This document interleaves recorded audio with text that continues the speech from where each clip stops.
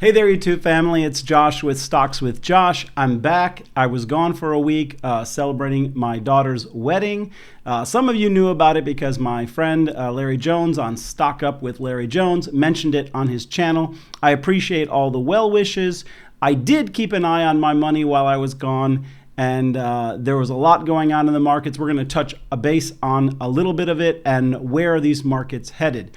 So last week, the CPI report came out and it showed everybody that we have still yet to reach peak inflation.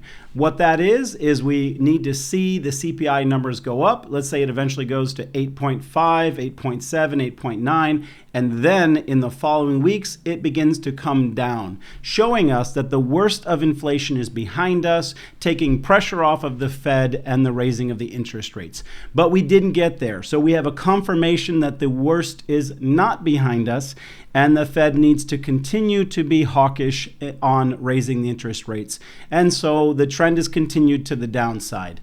I'm going to just look at that, a couple other reports with you guys today to see what we can expect in the week ahead. Before we begin, please hit that like. If you're new to the page, the subscribe, the notification bell, and if you're part of the family, throw a hi and comment in the comments section. Okay, guys, so I just want to touch base with you about what we're expecting. What is the Fed trying to accomplish? Really simply, we have, through overspending, we have weakened the dollar, which could cause an economic collapse on the global economic stage if we continued to spend and didn't eventually pull in the reins. So that's what they're tasked to do. They are tasked to strengthen the dollar. They're really less concerned with inflation and how it affects us necessarily, as much as we cannot have a global, an economic collapse of the American dollar. So they're working against the interests of sometimes the American people, the politicians, and the businesses that are all about, growth through spending, right? They're the ones that sort of have to pull in the reins. And the fact is they're late to the party on that. They should have pulled in the reins a lot longer ago, but they're doing that job now. But here's the thing. They don't want to do it so harshly and so strongly that it causes an unnecessary recession or depression. They want to avoid that. They want to basically ease us into tightening, and then eventually they're going to be forced to allow that liquidity to come back in so that the economy can flourish and thrive. And so what does that mean for our investments and the retail investments? Because that's really who I'm speaking to. The institutions are not plugged in, I'm speaking to you, the retail. I'm trying to educate you. I've got, friends and family that watch me, and I am, and my own children, and now a son-in-law and potentially another son-in-law in the future. And they're watching me. I'm trying to grow their bags just as much as I'm trying to grow my own bag. And so what am I looking at? And how am I timing my investments right now to make the most money by the end of this year and into the next year? So right now it's all about figuring out which direction this market's going and being prepared to take the biggest advantage of that move. And, so we've had 2 quarters here. The first 2 quarters of the year have been extremely bearish. And I believe that if the Fed comes out this next week, they've got their FOMC meeting, and he's going to speak again on Wednesday. And I believe that it's to his advantage right now to be more dovish. These interest rates are going to do their job. So he basically has to convince the market that they're going to work, that he's confident that they're going to work, that the interest rate increases are sufficient, that he's not going to have to change course, that the economy is not as weak as everybody's saying it is. And if we simply tighten for a season, we're going to begin to limit our overall risk to the downside and even begin to potentially move back up. And I believe that with the first 2 quarters being really hawkish and being a strong bearish trend, it's more to his advantage to see the third quarter of this year to basically get a little bit of a relief rally. If he came out hawkish this week, then it would really scare the markets. It would tell them that we're in far worse shape than anybody thought. And so at this point, I think we're looking for a green candle on this next quarter. I think he's going to, because we don't want that extreme, harsh, fast move to the downside. We don't want all the American companies tightening, laying off staff. We want them hiring. We want them developing new products. We want them moving that GDP forward, right? And so he's got more to gain right now through being a little bit more dovish in this third quarter. And everybody's got their own opinion. That's my opinion. I think that we're going to see a relief rally in the month of July. I think that we need to be prepared with that. I believe that you need to begin to use it as an opportunity to rebalance your portfolio.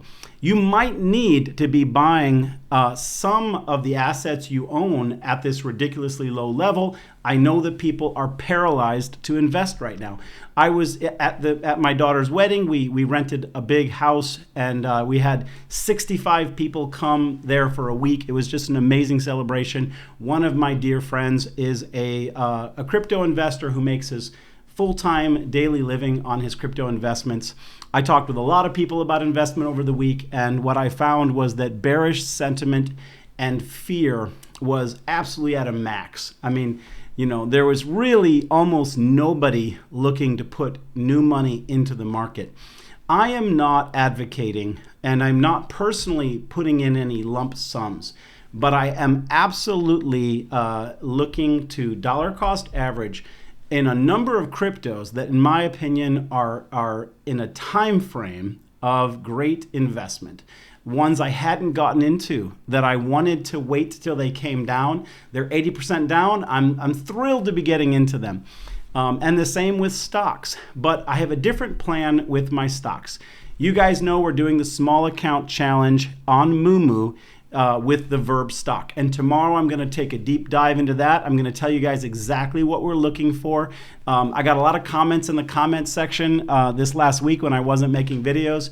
People were feeling abandoned. They're like, Josh, should I sell? No, I think that Verb is performing well. We want to see it achieve a certain level of support, which could be very, very bullish. I'm keeping a close eye on that. I'm going to share all that with you guys tomorrow.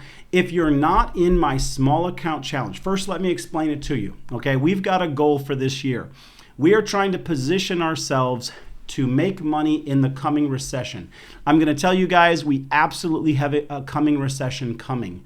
As I was telling you, the Fed has allowed too much liquidity. He's going to ease up. He's going to allow the economy a little bit of time to recover, and then he's going to begin to tighten again because inflation it's moving into hyperinflation.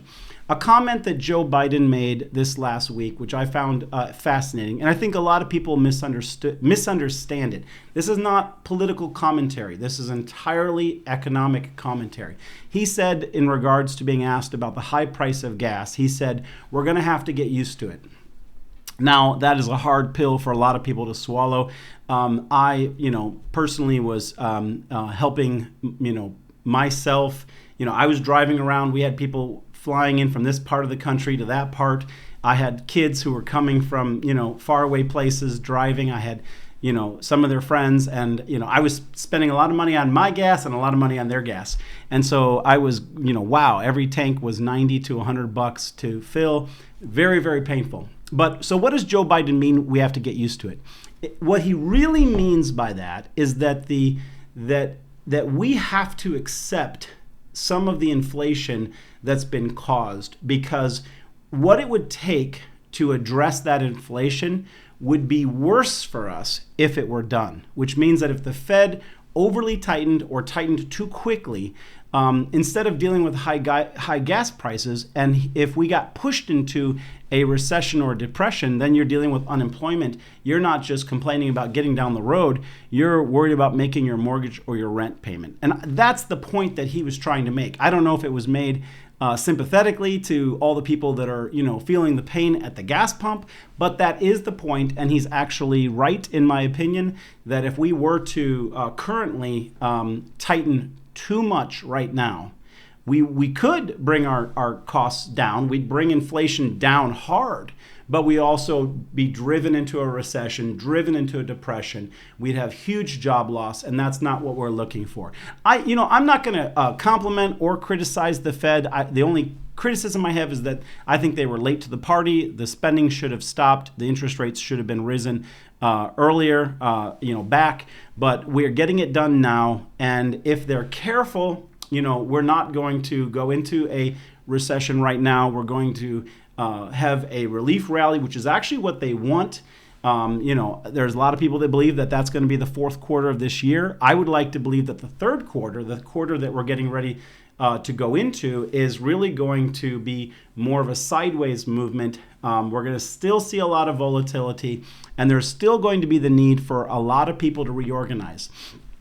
We chose Verb because it was in the NASDAQ and it was beat down, it was in despair, and it seemed to me that there was less risk to the downside. We chose Verb for our small account challenge.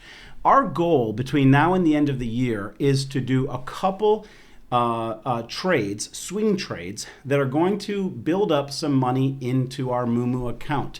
Ultimately, we want to raise $2,000 in that account so that we can begin to short the market when we are back faced with going into the recession, which is possibly in the third and fourth quarter of next year. Nobody knows, but that's the big picture goal. That's how we're getting positioned. Again, you can download Moomoo in the link of the description of this video. I will say something, it's amazing right now. Companies that are looking for new customers like Moomoo, they're offering ridiculous benefits. They're offering currently, if you download that and you put in $100, you get 8 free stock, minimum value of I think $56. So if you open up your account, you put $100 in, you're going to have a minimum of $160 just for doing that. But you have a chance of gaining up to $25,000 based on which stocks you randomly get.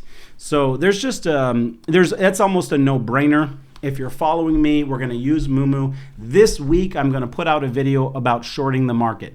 I want to begin to prepare people because the people that are following me, they're not all going to see the video at the same time. I'm probably going to need to do a number of them. I'm going to just introduce you guys to what it is. I mentioned it to a friend of mine who's never shorted the market, and his initial reaction was that he was like, I don't want to do that. I'm just going to tell you guys that if you're able to build some money, some seed money over the remainder of this year, right?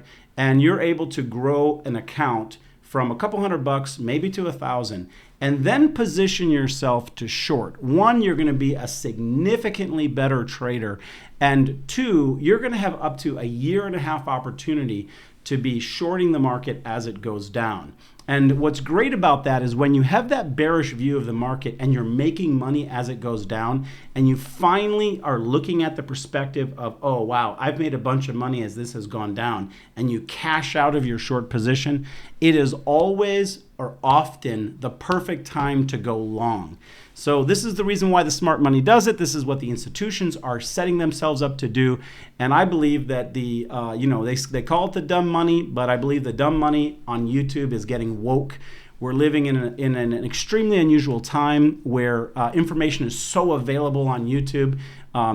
Institutional secrets, and we couldn't have done this 10 years ago. We couldn't have done it 20 years ago, but anybody can do it right now. Your 14-year-old could download Moomoo, put in $100 that he's made from mowing grasses, and turn it into thousands of dollars in the next couple years potentially. That's a really cool thing for me.